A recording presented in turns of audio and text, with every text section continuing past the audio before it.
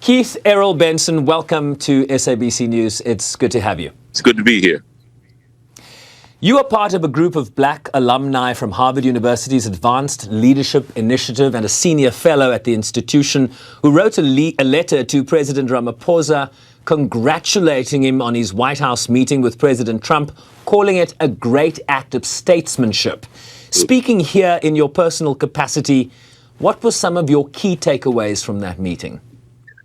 Well, we want people of goodwill, like President Ramaphosa, to know that even though the current political environment seems a little tense, he's got support and friendship all over the world, including Harvard, including Coe Valley, and including a lot of other people.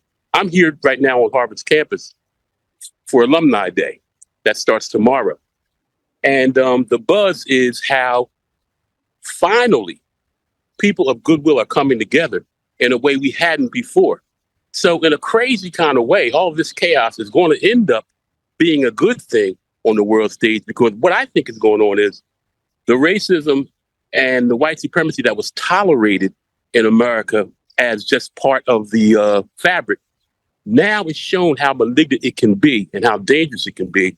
And Harvard itself, Lawrence Tribe, a law professor from Harvard, said that Donald Trump is a tin-pot tyrant who will not win in court.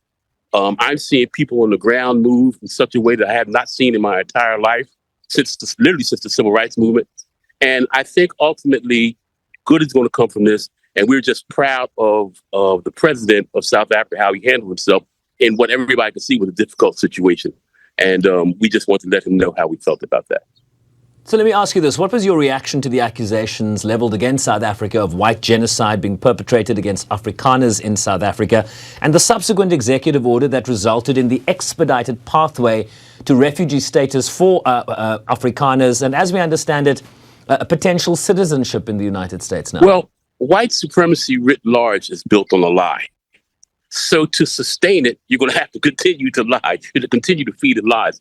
It's just another obvious lie that people all over the world who are of goodwill knew it was not true. And we were just happy with how President Ramaphosa just graciously smiled it off and continued to conduct himself in a manner that was dignified and representative of good people all over the world.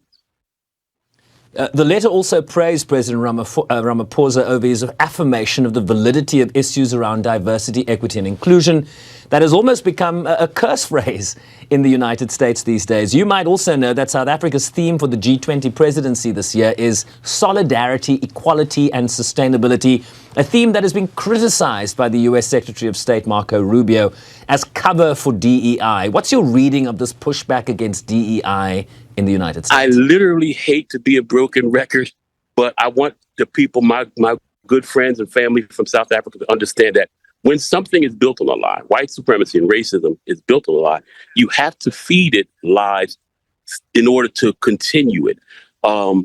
Nobody believes Marco Rubio. Marco Rubio doesn't even believe Marco Rubio. But you have to put up this ruse in order to try to justify your actions. But the truth will come up.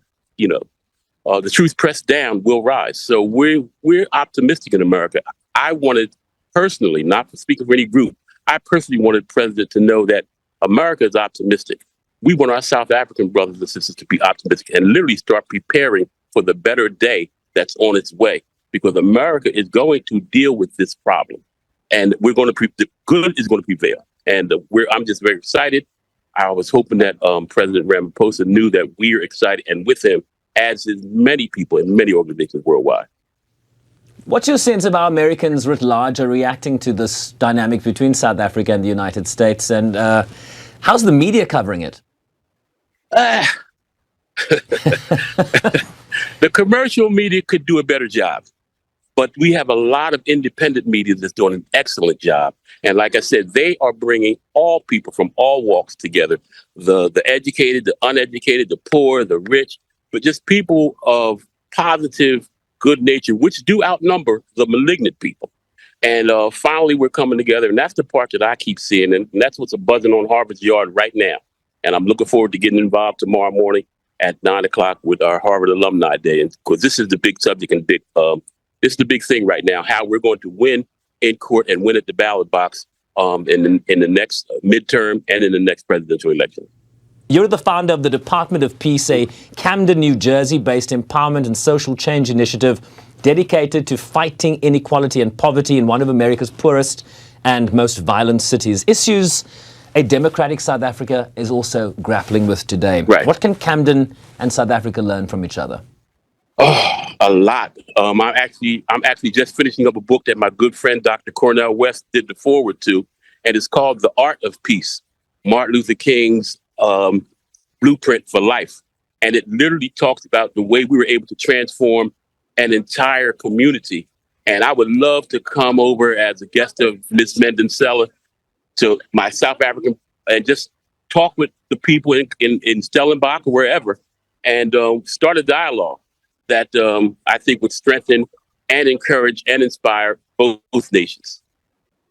Professor Thuli Madonsela, yes, we know her very well. Let me ask you this before I let you go. A quick comment on the current situation between Harvard and the Trump administration that is now, of course, barring foreign students from entering the country to study at Harvard. And, of course, his new travel ban on countries that will affect some 19 countries, many in Africa, over what the White House says are national security concerns. How's that playing out at Harvard today? Well, as you may have picked up, I am an eternal optimist. I think that this is Donald Trump's Waterloo. And Americans will understand that as Gettysburg. I think it's a bridge too far, and I think this is going to be the thing that turns everything around. This will be the point, and I'm very, very happy to be associated with Harvard because I think that he bit off a little more than he could chew. I think we're going to prevail in the courts, and like I said, we're going to prevail at the ballot box, and America will be a better nation for it, and maybe the world will be a better world for it. So much optimism. Keith Errol Benson, a member of the Charles Ogletree Black Alumni Leadership Association and speaking here in his personal capacity. Thank you, sir, very much indeed. Man, thank you, and give my love to all the South Africans.